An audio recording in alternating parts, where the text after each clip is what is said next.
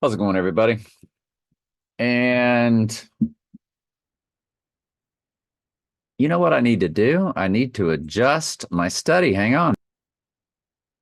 Yeah, in order to sync up the columns and keep, column one, column two, column three, or column four, whether it's the New Testament or the end time study of Daniel or Revelation, I'm going to get into the seven letters, and I don't like to just do those by column because they overlap, and I like reading the entire letters.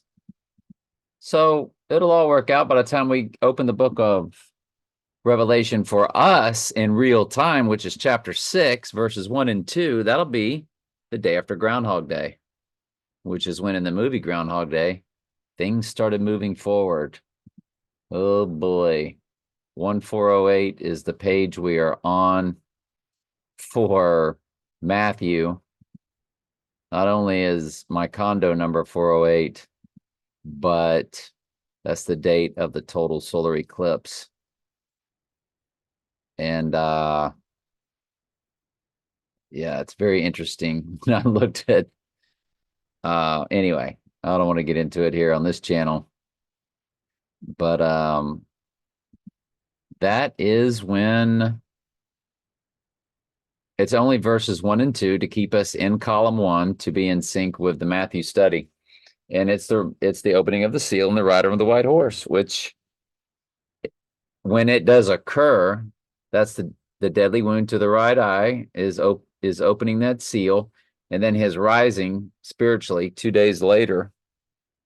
It's not the abomination of desolation. It's not when he appears to have risen from the dead to the earth. That's after World War III, but it kicks off World War III. And it's those first two verses in chapter 6 that when that happens, we know we're living in the book of Revelation in real time. And we begin that the day after Groundhog Day, which in the movie Groundhog Day that he was stuck in, they have said that he was stuck there for centuries to become the perfected man. How funny is that? And but then when he finally became perfected, he what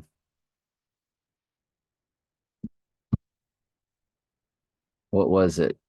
It became February 3rd. And I've proven on my other channels how that movie is tied to the big event. So that's very freaky that we are covering. We'll just have to see, won't we? Yep. We'll just have to wait and see.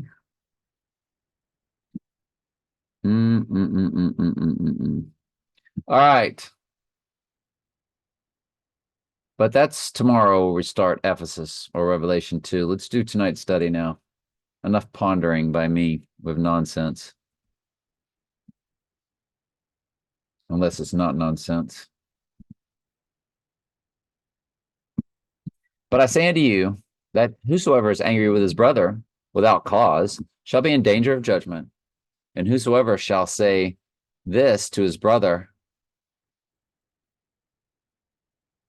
Am I logged in? Yes, I am, because nothing's highlighted. Reka shall be in danger of the council, but whosoever shall say, thy fool, shall be in danger of course, hellfire. Hell means the grave, and the grave is thrown into the lake of fire. That's what hell fire means. Hell is not where the fire is. The lake of fire is where the fire is, and death and hell, or death and the grave, are thrown into the lake of fire at the end of Revelation 20. So hellfire is the grave. And what happens when you die? Well, you're dead. And well, they're dead. Oh,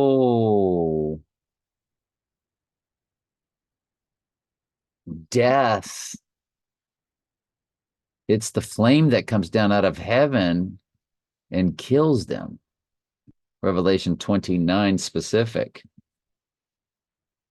So I wonder, which is, while they're weeping and gnashing their teeth. A long story. We'll get to that in our Revelation study, or you can go back and look at my Revelation 11th study and go down and go through all of my chapter 20 teachings. I think it was 2 or 3 days worth. Therefore, if thou bring thy gift to the altar, and thou rememberest that thy brother hath aught against thee, leave there thy gift before the altar, and go thy way, first to be reconciled to thy brother, and then to come and offer thy gift.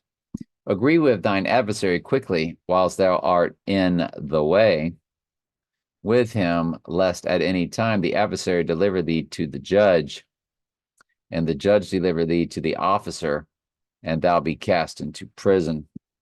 Verily I say unto thee, thou shalt by no means come out thence till thou hast paid the uttermost farthing. Ye have heard that it was said by them of old, thou shalt not commit adultery. But I say unto you that whosoever look upon another woman with lust, lust transfers, when you look it up in the Greek, to covet.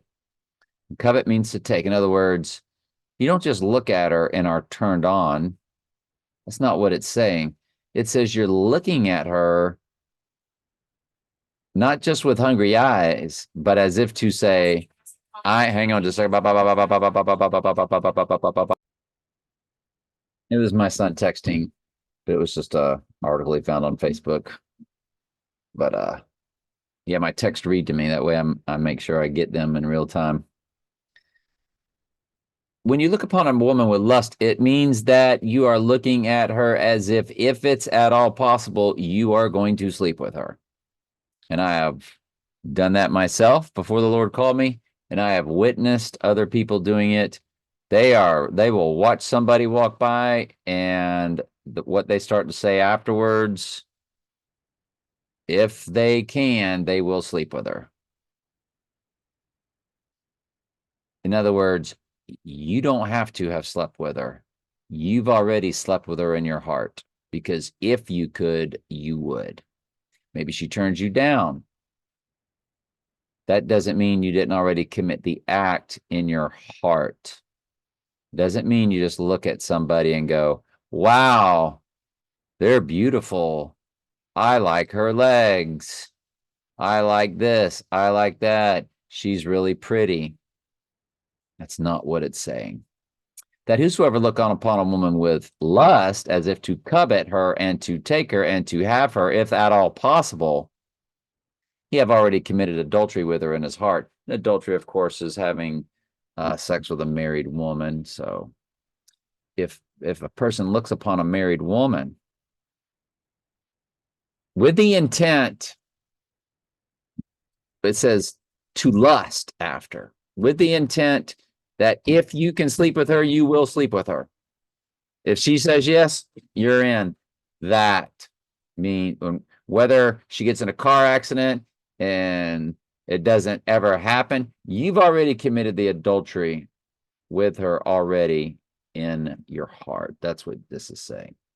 And if the right eye offend thee, pluck it out and cast it from thee, for it is profitable that thee and thy members should perish, and not that the whole body should be cast into hell. And hell is what? It is the grave. Let's finish up Revelation 1. And I turned to see the voice that spake with me, and being turned, I saw 7 golden candlesticks.